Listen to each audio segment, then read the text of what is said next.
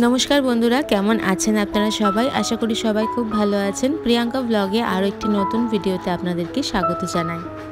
घड़ी काटे एखन बाजे 9:30 और ईशान ना आज के एकटू बेला करे घुम थेके उठेছে और एखन थेके आपनादेरके साथे निये आमी आमार ब्लगटा शुरू करलाम। ईशानके प्रत्येक दिनेर ब्रेकफास्टेर मध्य ना किछु घुरिए फिरिए देওয়ার চেষ্টা করি। এখন ডালিয়াটা আবার খাওয়ানো শুরু করেছি। মাঝখানে যখন শীতকালটা পড়েছিল তখন ওকে ডালিয়াটা দিচ্ছিলাম না, তবে এখন আবার দেওয়া শুরু করেছি। আর ও না ডালিয়াটা খেতে কিন্তু বেশ পছন্দ করে। আর এই যে দেখুন পুরো থালা ফাঁকা হয়ে গেছে, ঈশান পুরোটা সুন্দরভাবে খেয়ে নিয়েছে। আর সঙ্গে ওর খাবারের সাথে আমি প্রত্যেক দিনই আমার চাটাকে নিয়ে বসি। ঈশানের 3 দিন আগে ভ্যাকসিন হয়েছে, ওই 16 মাসের যে ভ্যাকসিনটা হয় সেটাই লাগানো হয়েছিল। ওটা লাগানোর পর ও দুপুর অবধি পুরো ঠিকঠাক ছিল জানেন। তারপর যখন দুপুর পেরিয়ে সন্ধ্যা হতে আরম্ভ করলো খুব কষ্ট পেয়েছে ঈশান। হসপিটাল থেকে বলে দিয়েছিল ওর বাঁ পায়ে ব্যথা হবে, কিন্তু হয়েছে ওর ডান পায়ে। আর ওই ডান পাটা না নাড়তে পারছিল না। বিকেলে উঠে ওই যে স্থির হয়ে বসেছিল খাটের একটা জায়গায়, ওইখানেই সারা দিন বসেছিল। দেখে না প্রচণ্ড খারাপ লাগছিল। সারা দিন কত ছটপট করে এদিক ওদিক লাফায় খেলে ধুলে, কিন্তু সেই দুটো দিন পুরো একদম শান্ত স্থির হয়ে বসেছিল। আর গায়ে জ্বরটাও কিন্তু খুব এসেছিল। প্রথম দিনটাকে ওকে নিয়ে খুব কষ্ট হয়েছে, ও কষ্ট পেয়েছে, তার মধ্যে খাওয়া দাওয়া করতে পারছিল না। প্রথম দিন ভ্যাকসিনের দিন রাত্রে যা খাইয়েছিলাম সেটা পুরো খাটের মধ্যে বমি করে দিয়েছিল। আর ওকে তো কোলে নেওয়াই যাচ্ছিল না, কারণ ওর পায়ে ব্যথা, একটু হাতে চাপ পড়লেই না প্রচণ্ড কান্না করছিল। আমার দেখে না সত্যি বলছি, ও যখন কাঁদছিল আমিও খুব কাঁদছিলাম, কারণ ওর চোখের জল আমি একদম সহ্য করতে পারি না। আর বাড়িতে মা ছেলে মিলে যা কান্নাকাটি শুরু করে দিয়েছিলাম সেই দেখে আমার শ্বশুর শাশুড়ি হয়ে গেছিলো নাজেহাল। শাশুড়ি মা বারবার বোঝাচ্ছিলেন যে এটা তোর ভালোর জন্য, তুই এরকম কান্নাকাটি করিস না। কিন্তু কি করব বলুন, ও এত পরিমাণে কাঁদছিল। আর ও তো টপ করে কাঁদে না, সব সময় হাসি খুশি লাফায় চোপায় খেলে ধুলে। আর ও যখন এত কান্না করছিল না, আমি আর থাকতে পারছিলাম না ভালোভাবে। আর হসপিটালে যখন ওকে ভ্যাকসিন দেয় না, ওই ভ্যাকসিনের দিনও আমি ওকে দেখে কেঁদে ফেলেছিলাম। ওখানকার নার্স দিদিরা প্রচণ্ড আমাকে বকেছে। আর সেদিনকে ঈশানের মোট 3খানা ভ্যাকসিন ছিল, 2টো পায়ে আর একটা হাতে। আর ছুঁচগুলো এত মোটা না যে ছুঁচগুলো দেখে আপনাদের মনে হবে এই ছুঁচগুলো বড় মানুষদের জন্য একদম পারফেক্ট। ওই ছুঁচ থেকে না আমি আরও ভয় পেয়ে গেছিলাম। তবে ঈশান এখনও পুরোপুরি সুস্থ হয়ে ওঠেনি, কারণ ওর পায়ে এখনও ব্যথা রয়েছে। পাটা ভালো করে জোর দিতে পারছে না, হামাগুড়ি দিতে পারছে না, বেন্ড করতে পারছে না। ধরুন কোনো ব্যান্ড পরাতে গিয়ে যদি একটু টাচ লেগে যায় এখনও কেঁদে উঠছে। আশা করি খুব তাড়াতাড়ি ভালো হয়ে যাবে। আর ঈশানের ভ্যাকসিন হয়ে যাওয়ার পর বাড়িতে আসার পর 1 ঘন্টা পর থেকে আমি ওকে থাম্বোফর্ম জেলটা আর বরফের সেঁক দিয়ে যাচ্ছিলাম। তাতেও কিন্তু সেরকমভাবে খুব একটা লাভ পায়নি। থাম্বোফর্ম জেলটা আগে যতবার ভ্যাকসিন হয়েছে ততবার কিন্তু খুব লাভ দিয়েছিল জানেন। তবে এবারে আমি কোনো রকম কিছু পাইনি। ও প্রচণ্ডই ব্যথা পেয়েছে বলতে পারেন। তো চলুন আপনাদের সাথে কথা বলতে বলতে দেখুন আমার ঘরে কিন্তু কাজটা অনেক দূর এগিয়ে গেছে। কালকে ঝুল ঝেড়েছিলাম, প্রত্যেকটা ফার্নিচারে প্রচণ্ড ধুলো হয়েছিল, সেগুলোই আজকে পরিষ্কার করলাম। আর এই যে ট্রেটা দেখছেন, এটা আমি ড্রেসিং টেবিলে রেখেছিলাম চিরুনি টিরুনি রাখার জন্য।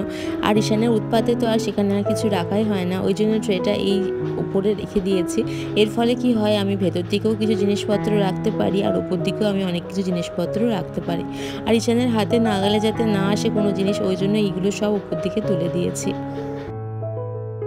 আমার সবকটি ভিডিওতে আপনারা নোটিস করবেন আমি প্রত্যেক দিনই ঘর বাড়ির ফার্নিচারগুলো একটু করেও মুছি, কারণ আমি ঘরটাকে চেষ্টা করি একটু প্রেজেন্টেবল রাখার জন্য। কারণ বাড়িতে অতিথিরা কখন আসবে আমরা কেউ জানি না। আর তারা আসার পর যদি দেখে ঘরের সামনাসামনি যে ফার্নিচারগুলো পড়ে, যেমন খাট, ড্রেসিং টেবিল, আলমারি, এগুলোর ওপর যদি ধুলো পড়ে থাকে তাহলে কিন্তু দেখতে একদমই ভালো লাগে না। আর সামনাসামনি ফার্নিচারগুলো যদি একটু ঝাঁ চকচকে থাকে তাহলে দেখবেন তাদের মনেও কিন্তু একটা ভালো প্রভাব পড়ে।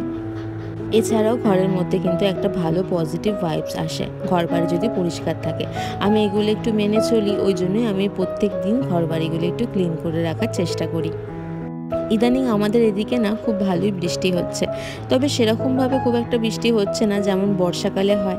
আমরা যখন ছোট ছিলাম তখন বৈশাখ, আষাঢ়, শ্রাবণ এই মাসগুলোতে খালি ঝড় জলই হয়ে যেত, বৃষ্টি তো থামার নামই নিত না। আর দেখবেন রথযাত্রার সময় বেশি বৃষ্টিটা হতো, একটু আমরা মেলায় যাব, একটু আনন্দ করব, ঠিক বিকেল হতো ঝমঝমিয়ে বৃষ্টি নেমে যেত।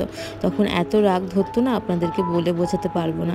আর আমাদের বাড়ির সামনেই যেহেতু মেলা বসে, ওই জন্য মায়ের কাছে খুব বায়না করতাম একটু বৃষ্টি থামলেই ছাতা মাথায় ওই কাদার ওপর দিয়ে হাঁটতে হাঁটতেই মেলায় দেখতে চলে যেতাম।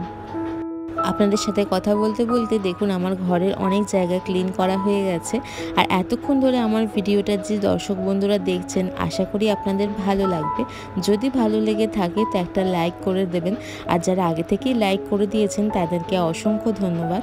আর যারা এখনও করেনি তারা প্লিজ একটা লাইক করে দেবেন, কারণ আপনাদের করা একটা লাইক আমাকে নেক্সট ভিডিও করতে কিন্তু অনেক মোটিভেট করে।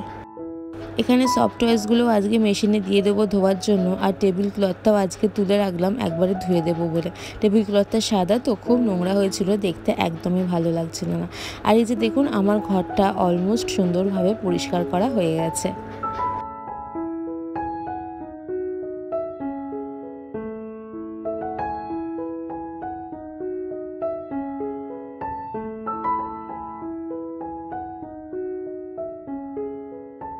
গতকালকে শাশুড়ি মার ঘরটা যখন ঝাড়াঝাড়ি করছিলাম তখনই এসির ফিল্টারটা পরিষ্কার করে দিয়েছিলাম, আর উপরে কভারটাও ধুয়ে দিয়েছিলাম। আর আমার ঘরেরটা তখনও হাত দেওয়া হয়নি, ওই জন্য আজকে যেহেতু একটু সময় আছে তো ভাবলাম আজকে একটু এসিটা পরিষ্কার করে নিই।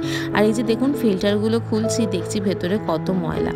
আমরা গৃহিণীরা কত কাজই না পারি, তাই না? আর জানেন তো, এটা আমি গর্ব করব না, আমি বাড়িতে যা কাজ পারি না, আমার হাজব্যান্ড বলুন, আমার শ্বশুরমশাই বলুন, অতটা কিন্তু কাজ পারে না। আমরা মেয়েরা কিন্তু আজকাল সমাজের কোনো অংশে কিন্তু কমতি নেই, কিন্তু তাও সমাজ ব্যবস্থা কেন মেয়েদেরকে এখনও পর্যন্ত ছোট চোখে দেখে আমি জানি না।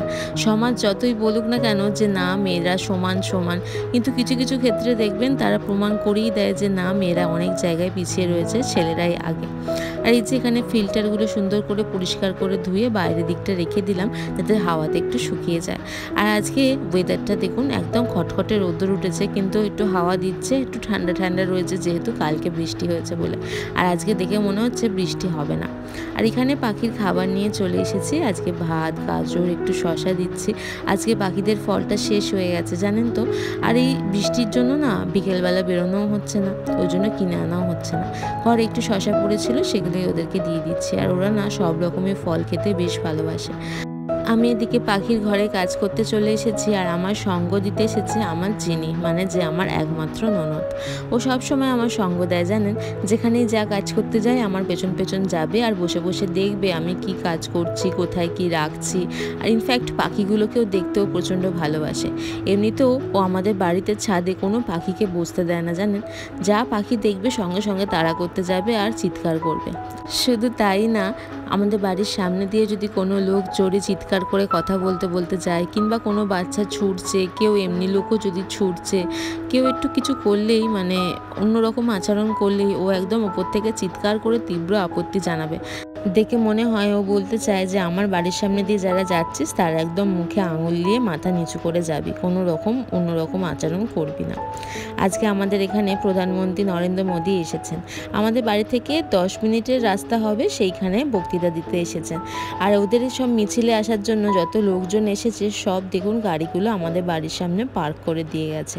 আর খানিকক্ষণ পরেই এখানটা পুরো গাড়িতে ভর্তি হয়ে যাবে। ওই যে দেখুন প্রত্যেকটা গাড়িতে কিন্তু বিজেপির ফ্ল্যাগ চলছে। খানিকক্ষণ পর পুলিশ হাজির হয়েছে, কারণ রাস্তাটা পুরো জ্যাম হয়ে গেছে। তাই জন্য এখান থেকে একটা আর্মি আর একটা পুলিশ নেবে সমস্ত গাড়িগুলোকে সাইড করে ঠিকঠাক করে রাখলো। আমাদের বাড়ির সামনে এত কাছে প্রধানমন্ত্রী এসেছে আর আমরাই গেলাম না। তবে হেলিকপ্টারে করে যখন এখান দিয়ে গেল তখন টের পেয়েছি যে প্রধানমন্ত্রী এখান দিয়ে যাচ্ছেন।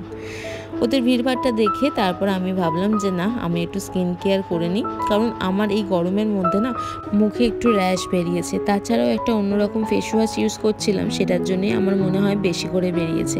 ঈশানকে এখানে ঘুম পাড়িয়ে দিয়েছি, আর ঘরের লাইটটা জ্বালালেই ঈশান উঠে পড়বে, ওই জন্য দরজাটা খুলে মুখে ফেস প্যাকটা ভালো করে অ্যাপ্লাই করে নিচ্ছি।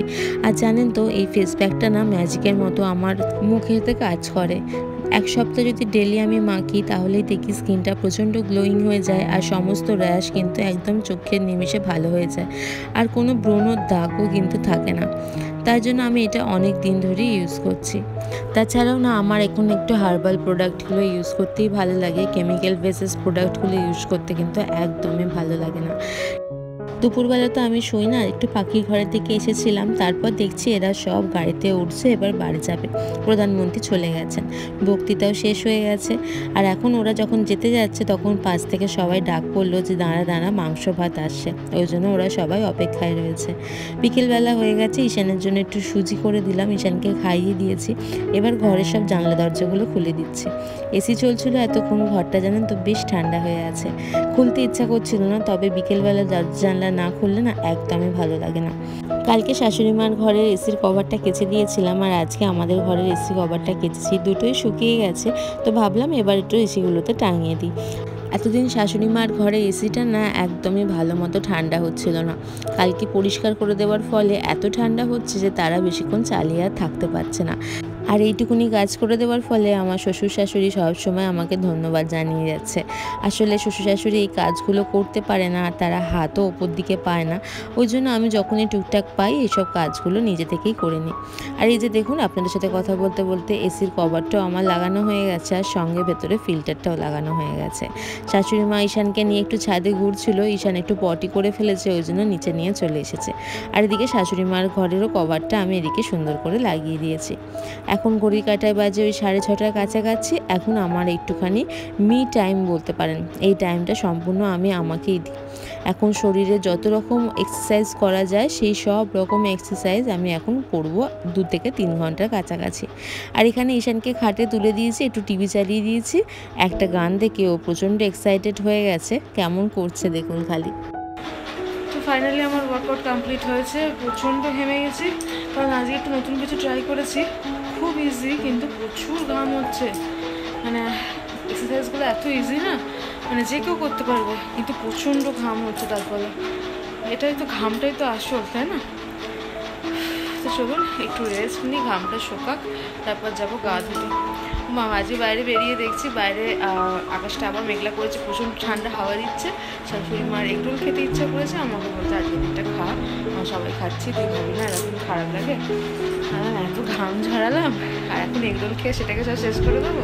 বলছে একদিন খা খা, সব শেষ আজকে আবার। দেখা যাক, চলুন আগে গাটা ধুয়ে নিই, বাইরে আমার জন্য এগরোল অপেক্ষা করছে। এই যে এগরোল হাজির হয়ে গেছে। আমার মতো ডায়েটের জন্য কেউ করো না গো, এত পরিমাণে ঘাম ঝরালাম, এখন এগরোলটা খেয়ে নিয়ে সমস্ত এত যে পরিশ্রম সব বৃথা হয়ে যাবে। আর সঙ্গে ঈশানের খাবারও নিয়ে চলে এসেছি। আজকে রাত্রিরে আমাদের বাড়িতে রান্না হয়েছে সয়াবিন দিয়ে আলু দিয়ে একটু তরকারি আর রুটি। আর আজকে ঈশানকে ভাত খাওয়াবো, ওই জন্য ভাতটাকে একটু ফুটিয়ে নিচ্ছি যাতে ভালো মতো গলে যায়। এই যে দুধ ভাত রেডি হয়ে গেছে, ঈশানকে এখন খাওয়াতে বসিয়ে দিয়েছি। আর ঈশান যত বড় হচ্ছে না, প্রচণ্ড বদমাইশ হয়ে যাচ্ছে। টিভিতে ওর মনের মতো জিনিস না চললে ও এখন কিছুতেই খেতে চায় না। এখন ঘড়ি কাটায় বাজে 11:20। ঈশানকে রেডি করে দিয়েছি রাত্রে ঘুমানোর জন্য। আর ওই যে ঈশানের বিছানা রেডি করে দিয়েছি। এখন না ছোট বালিশ 5 বালিশে ও শুতেই চায় না, আমাদের মতো বড় বালিশ 5 বালিশ চায়। আজকের ভিডিওটা এখানেই শেষ করলাম, টাটা।